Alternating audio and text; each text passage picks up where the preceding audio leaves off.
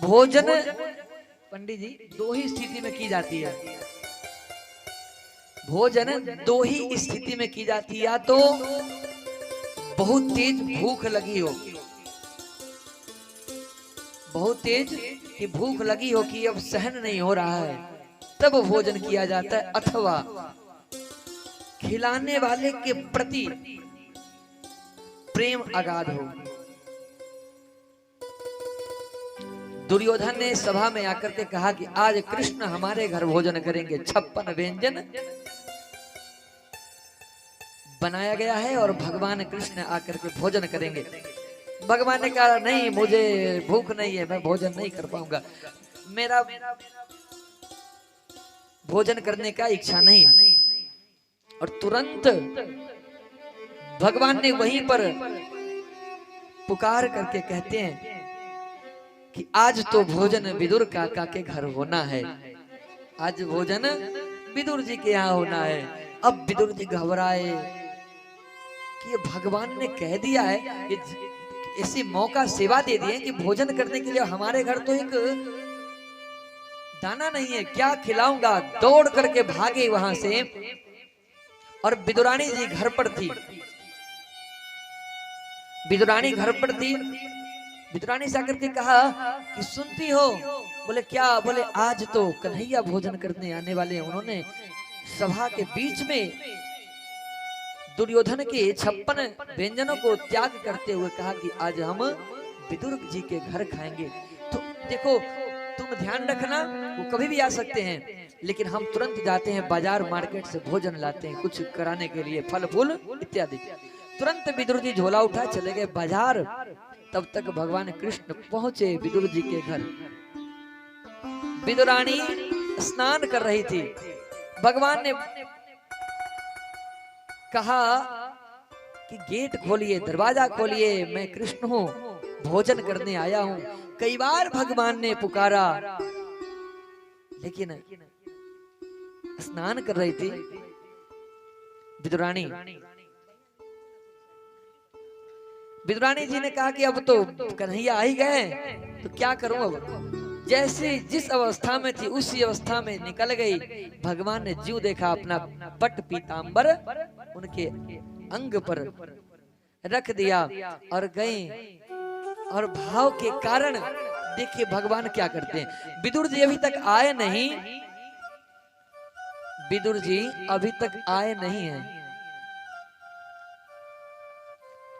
विदुरानी जी ने सोचा कि कन्हैया बार बार कह रहे हैं कि भूख लगी है, तो अब क्या किया जाए।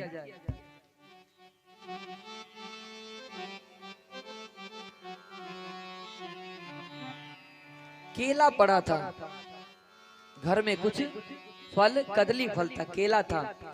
उसी केले को भगवान के आगे ला करके और नैवेद्य अर्पण करते कि कन्हैया आप ये खा लीजिए।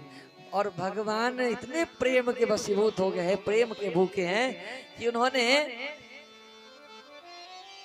केले को न खा करके केले के छिलकों को ही पाने लगे, केले के छिलका खाने लगे।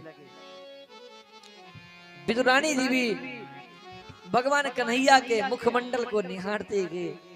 अरे कन्हैया कितना सुंदर है, मोर धारण किए, मोर मुकुट, और अद्भुत छवि से नेत्र पान कर रहे, नेत्रों से भगवान को निहार रही एक तक, लेकिन देख नहीं रही है कि भगवान पा भी रहे कि नहीं।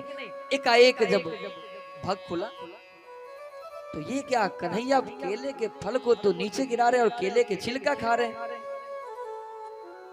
तब तक विदुर जी आए, देखे ये तो अनिष्ट हो गया। विदुरानी पर क्रोध आया, अरे ये क्या, तुम सामने बैठी और कन्हैया को ये खिला रही हो? अरे कम से कम तो कुछ था नहीं, केला भी मिला तो फल खिलाती।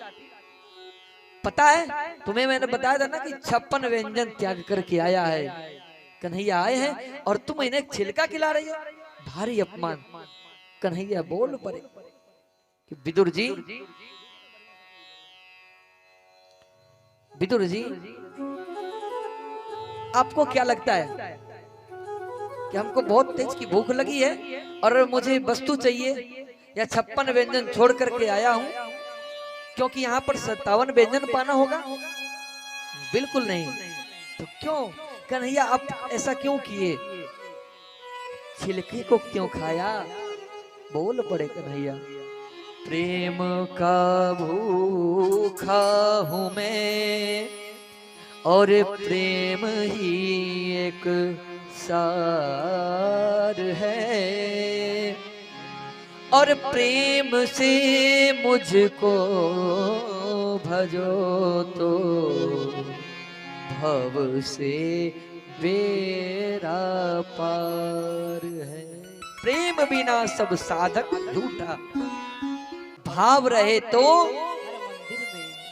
सूखे पतझड़ लगते हैं निधिवन जैसा, भावना होना चाहिए। देखिए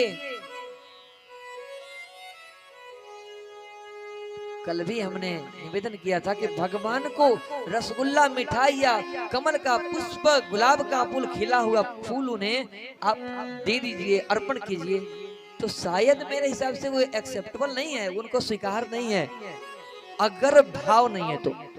लेकिन भाव भावना अगर यदि पुष्ट है अगर उसमें, तो मुझे लगता है पत्तियों में भी और मुरझाए हुए फूल में भी भगवान रीझ जाते हैं।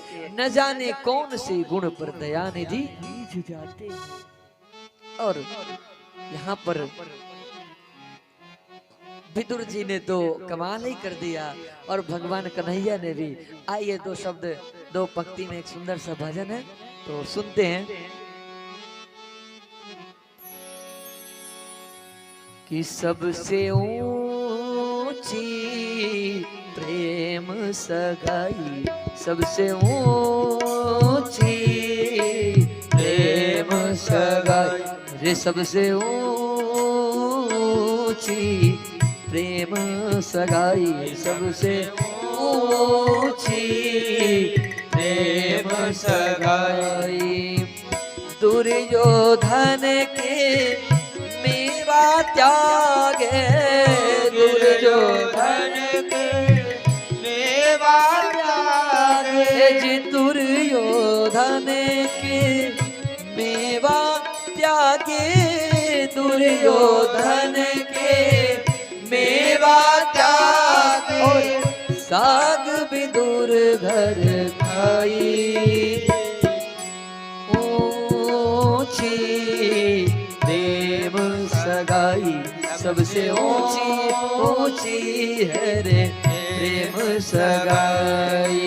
हरि